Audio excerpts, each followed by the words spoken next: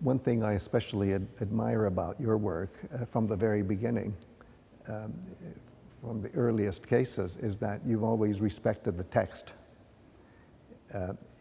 And you actually teach your actors, and what you have in common is the text. And I think of how somebody like Euripides in the ancient world was traditionally a teacher, not just a director. But you see, the reason for that is that the introduction of text into a kind of ritual activity in the festivals of the ancient Greek cities, the introduction of a text, written text, who forces people to follow precisely this, written by an individual intellect, yes. is the birth date of theater.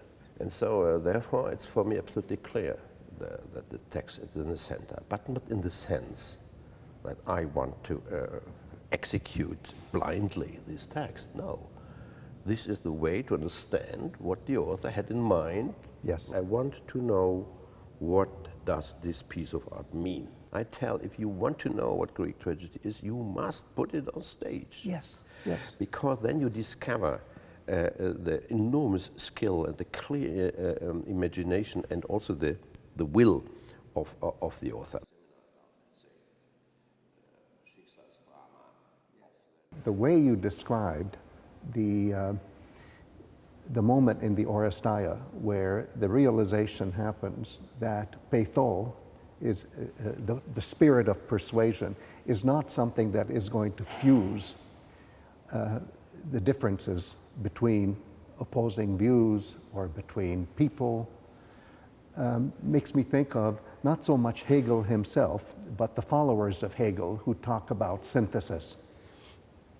And I think your sketch of not only your life as a director and teacher, but also your sketch of the Oresteia trilogy and how we progress from the Agamemnon through the Eumenides is a perfect bringing to life, I think, of not only what theater is, but what society is. Because after all, for Aeschylus, the Oresteia trilogy is not only a statement about the human condition as understood by an artist like Aeschylus, who's also an artisan, but it's also a statement about society and the potential of an ideal society that's not there, but is still something that may be visualized through the instrument of theater. But let me tell me something, because for me it was really crucial also in the understanding of political things of today, that the concept of Hegel is simply wrong. Oh yeah. It is understandable, and it is also desirable that it would be like that.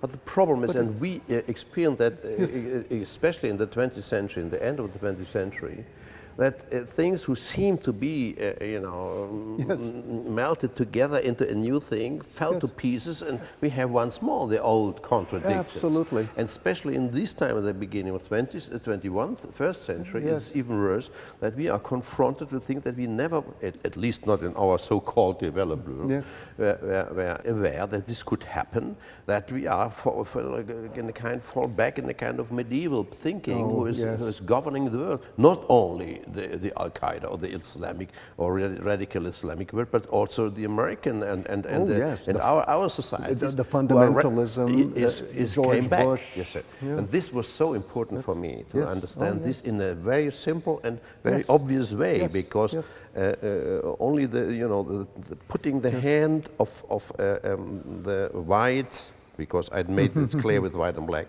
the white Athena on the shoulders of the black Erinis, and the shoulder of the Erinis against this touching, and then slowly get adapted to this kind of caressing, who has also erotic in a kind of erotic activity. That was for me absolutely stunning and a kind of turning point in my imagination of what politics are and what how these things are organized. My interest in theater came from the text, because I thought perhaps I have a certain And that's the thing about theater as you practice it, both as director and teacher, that the lessons of theater are lessons that transcend the lessons of society. And just as you said about Hegel and Hegel's followers, it's one thing to talk about Aeschylus as a social optimist, and it's another thing to talk about what the drama of the Oresteia trilogy is and what it says about human nature. So theater is really the instrument for visualization of the human condition. Exactly, and this is what the most important theme is. And this, a big question is always for me how to explain to actors, also to the modern public, what what catharsis. What is this? Yes, What we know from yes. Aristoteles? This kind of cleaning. I don't know what. What yes. does it mean? And so clearly, as I try to substitute the gods by other expressions that is more near to our understanding, so I tried it also there. What my explanation of catharsis is, if you want to know that. Yeah.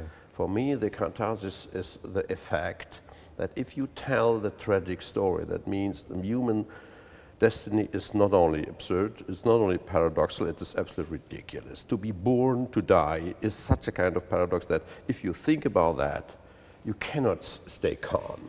Yes. Therefore, the chorus shouts in Oedipus of Kolonos from Sophocles that not to be born is better than anything else. And if you are born into the light, you should go back as quick as possible where you came. This is the second best. This sounds absurd, but this is what the tragedy tells. There is it includes any kind of escape way. It is clear that the fact that you are going on by accepting this kind of description of this human situation, of human existence, and you go on living by knowing it, this is a kind of heroic act. And so, you know, the fact that we are able to know and to recognize exactly the fact that we are born to death, and we do this life all with all the catastrophes, then going on means I am strong, I am in the process of knowledge, and I can live this life in a way who is much more conscious or something like this. This is my definition of catharsis. I think this is the way we want to leave it, because to me, just the way you say that the Ainos keep coming back with the black, that's the force of life, so that when we leave theater, we go on living for the next moment of theater, and that's life.